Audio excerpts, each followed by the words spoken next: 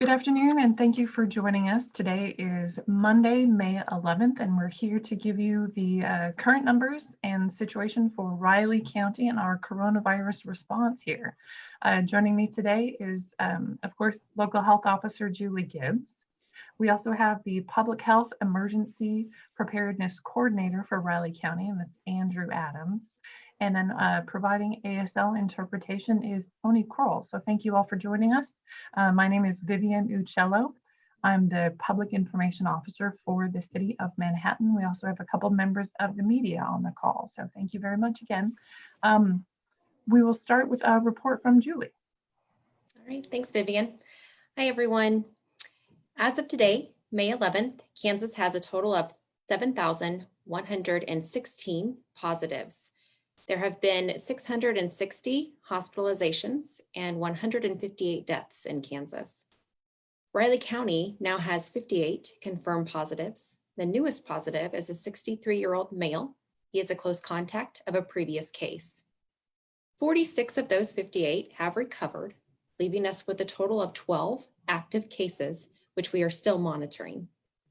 We also have 22 pending tests, and there have been 683 negative tests in the county so far. Starting this week, the screening line will only be available Monday through Friday, 8 a.m. until 8 p.m.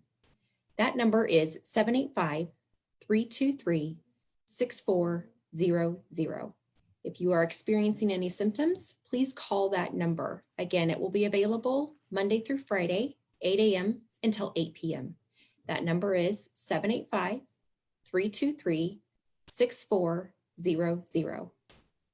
We are also still encouraging anyone with questions to please email us at rileycountycovid19@gmail.com. If you are a business owner with questions about opening your doors or about specific guidelines, please email info@manhattan.org, or you can call the chamber hotline at 785-776-8829.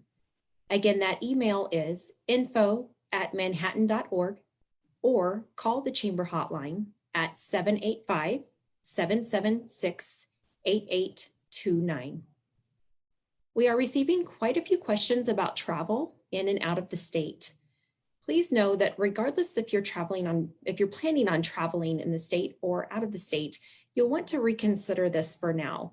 According to Governor Kelly, non-essential travel is still restricted in phase 1. This does loosen up a bit in phase 2, which will begin no sooner than May 18th. I just want to encourage everyone to stay on the right path. Continue to wear your mask when you're out, stay 6 feet from another person, and try not to linger in one place for a long time. And please restrict your movement as much as possible. We've been through the stay-at-home process and it was successful, but we certainly do not want to revisit that phase. So please continue to use those safeguards we know so well. Thanks for your patience during this time. It will pay off in the end.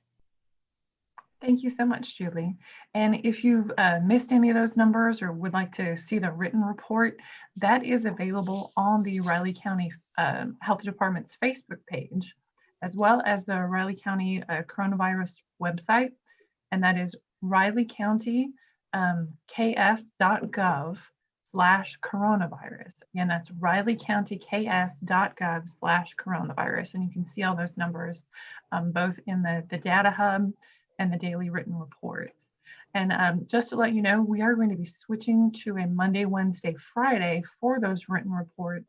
KDHE made that change today, so we're going to follow that example and only do a written report of numbers Mondays, Wednesdays, and Fridays. Andrew, I was planning to ask this question a little later in the broadcast, but that change does not mean a change in the numbers KDHE reports to you. Is that correct? You're still getting that information daily? Correct. So we'll get any new cases or negative cases or anything like pending cases. We'll get all of those as they come in, which comes in throughout the day. Okay, thank you. Just want to provide that point of clarification for folks. So I want to ask about the current situation. What do the numbers tell you so far about how Riley County is doing in this phase of reopening? Yeah, so our numbers are currently below where we were projected to be at this time. And that just tells us that our social distancing methods have really paid off. We've said this before, but we're very proud of this community and what we've seen so far, where our numbers could have been, where our hospitalizations could have been at this point, and they're not there. So that's very promising. And hopefully we continue to stay below where we were projected to be. And again, that just pays off. Our social distancing methods have definitely paid off. Excellent. And do you know offhand, you might not have the information in front of you, where were we projected to be and who made that projection? Sure. So we were projected to be anywhere between about 75 and 100 cases at this point, and a little more hospitalizations than that.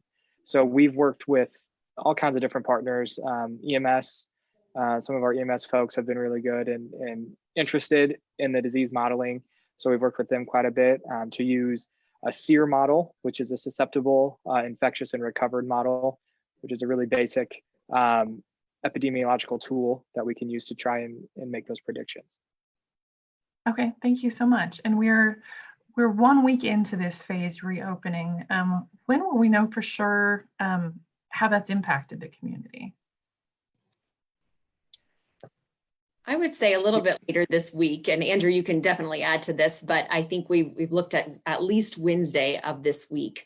We all know the incubation period is 2 to 14 days. So we definitely said this is our week to be able to see, since we started the reopening process last Monday, we'll be able to start to see that toward the end of this week.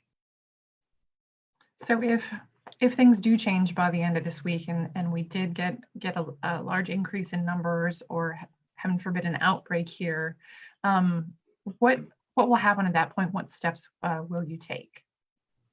Yeah, it'll just depend on what our percent of positives are, and really it'll more depend on our hospitalizations, the severity of those positives.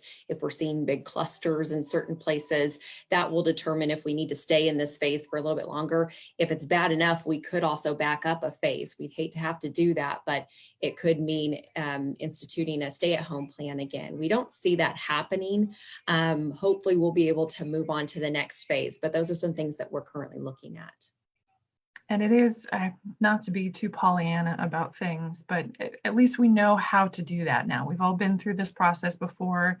If something were to get severe in our community, we can kind of make that change, make that transition back to a previous phase or back to a full stay home pretty quickly. So we do have that tool, and hopefully we won't have to use it, like you said. So we'll see how things go. Kind of along those same lines, we're looking at data to make those decisions. One of the tools that we recently implemented that Andrew actually implemented was a community survey. Can you talk again about what you learned, maybe introduce the survey a little bit and talk about what you learned from it? Absolutely. So we wanted to get a better understanding of COVID's impact on the community at large. So we knew we were missing a good portion of the community who weren't coming in to be tested, or weren't reporting symptoms or calling into the screening line or things like that. So we wanted to really reach out countywide to see how people have been impacted. And so with those survey results, we had about 4,300 or so people respond, which was more than I was anticipating. So it's great. It shows everybody's engaged, everybody's interested when it comes to COVID.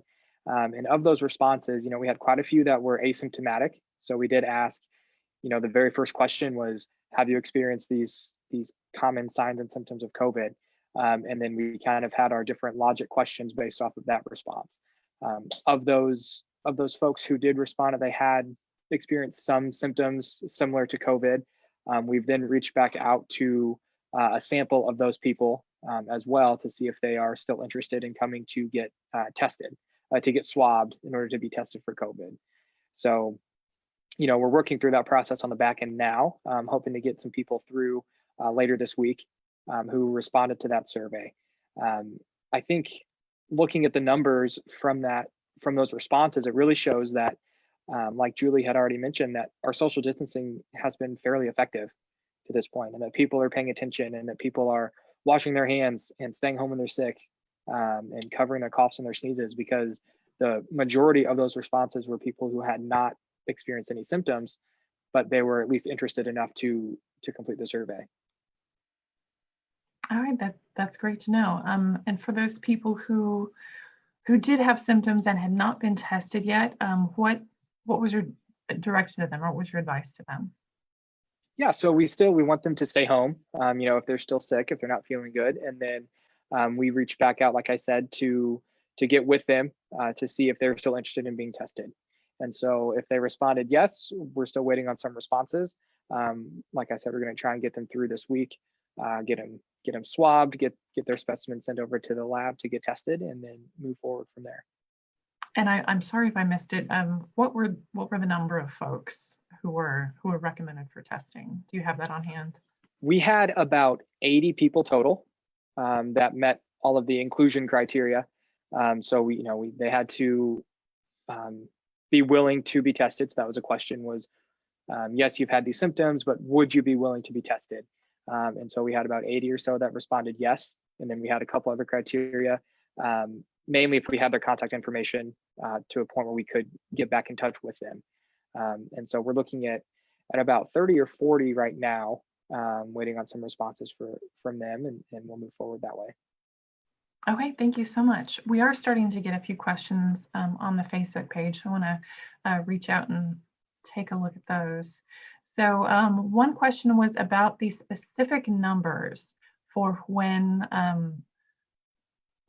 it's okay to move to the next phase. And part of that depends on the governor's action. But can either of you speak to kind of the specific numbers you're looking at? And I know I actually responded to this person earlier on Facebook. And I think he's asking, like, he wants the actual numbers, not just these are the categories of numbers we're looking at, but the actual numbers. And I think I know the answer to that. And it unfortunately, it depends. Is that correct? Yeah. Unfortunately, that is the answer. There is no exact number that we have to be able to tell. And that's how this whole situation has been since the get-go. There are many different factors that we have to take into consideration. And even within those factors, for instance, a cluster, a cluster could be two, or could be more than that. And it depends on where that is and who's all involved. So unfortunately, we don't have a number. Now, hospitalizations could be different. We have been in contact with the hospital to determine what their capacity is and what that number is. But as far as other numbers, percent positives, our clusters, it really just depends on the severity and where that is and who's involved as well. So there are many factors that we have to take into consideration. We also have to take into consideration the region around us. So, if we see an outbreak in Pottawatomie County or Geary County, those individuals might be funneled to our hospital. So we have to take that into consideration as well. Okay, thank you so much. And again, it's kind of the relationship between all of those numbers. So we wish we could tell you, okay, like we did with the dam, if the water's at this level, it means this. But there's a relationship between all of these things. So we should know more later this week, and we'll try to give people as much notice as possible. And kind of saying again, even if we are able to move into the next phase soon, that certainly doesn't mean your business has to be open by that time. There are safety practices you need to put in place. So my recommendation would be to wait and make sure you have the resources you need, have the hand sanitizer, have all of those things before you do reopen, even if during this next phase you are eligible to reopen. But moving back to Facebook questions, sorry about that. That was a little bit of an aside. Are garage sales allowed to operate at this time? And if so, are there limits on the number of people that are allowed to be there? Yeah, so our advice on garage sales, we kind of treat it as a retail business, if you will, just making sure that you're able to maintain that 6 foot social distancing. With garage sales, they're a little different because it's at home and you're not able to do a lot of the best practices that some businesses are able to do. So just being aware of that, I would highly suggest at that point to wear a mask. If you're the person in charge of that garage sale, make sure that you're wearing a mask, and maybe even asking the individuals that are coming to that garage sale to wear a mask. But again, maintaining that social distancing, making sure that everything is clean, and making sure that you're practicing good hand hygiene. And then handling money, especially be really careful in those situations, handing things back and forth to people, I would say as well. Absolutely. Yep. The next question, and I'm not sure the context of this, but someone asked if there have been cases of toxic shock in children. I don't know if this relates to COVID-19 or if this is a question perhaps to answer separately in an email. Yeah, so Separately, I don't have an answer off the top of my head for that, Andrew. there have been some reports, I think, out of New York State with severe complications in children with Kawasaki syndrome and toxic shock syndrome. There are none that I'm aware of, but we can look back into it and respond via email. We haven't had where that's coming from. any positive cases in children in our area. Is that correct? Correct. Okay. This question relates to testing and who's eligible for testing. Do you still have to have symptoms to be eligible for testing? We still are following KDHE criteria, and yes, you do still have to have symptoms at this time. Okay, thank you. And it's 2 symptoms off of the list, and the list is available on the Riley County website. Again, rileycountyks.gov/coronavirus if you'd like to check that list of symptoms. Let's see. One more is camping allowed right now? Are campgrounds open? So that can be answered in a variety of ways, but as far as travel, again, it goes back to what I mentioned before. If you're traveling somewhere to camp, that's not really recommended at this time. So again, we have to go back to unnecessary travel. That will begin to loosen up as we go into the next phases. If you're just camping around your area, that's fine, as long as you're, again, maintaining social distancing, all that good stuff, and you're just camping with your family. Okay, thank you. That's good advice. If someone wants to know more about what businesses should do to keep their employees and customers safe during this phase and the next, where should they look for that information? There's multiple sites that you can look for that information. So rileycountyks.gov/coronavirus. You can check out our website. For that, we do have best practices posted there. You can also check out, I believe it's Region Reimagined. They have the best practices listed there. That's the chamber website. You can also call that hotline 785-776-8829 to discuss those best practices. You can always visit CDC website, cdc.gov, or kdheks.gov. Okay, thank you very much. So back to the idea of when it might be safe to progress to the next phase. When do we anticipate knowing when that next step will happen? So we'll have to wait until the governor makes her announcement, which will probably be later this week. I know prior to the last, to her phase reopening, that was Thursday night. We're hoping it's not that late again, but it could be. So just be expecting something later this week. Okay, thank you so much. One more question from Facebook. Several people have asked, when will playgrounds be allowed to reopen? At what phase does that happen? We're looking at probably phase 2. There's not specific guidance, I don't believe, on any of the plans that we've seen, but with pools opening and some of the other sites opening in phase 2, I think we can safely say phase 2, which will again happen no sooner than May 18th. Okay, thank you so much.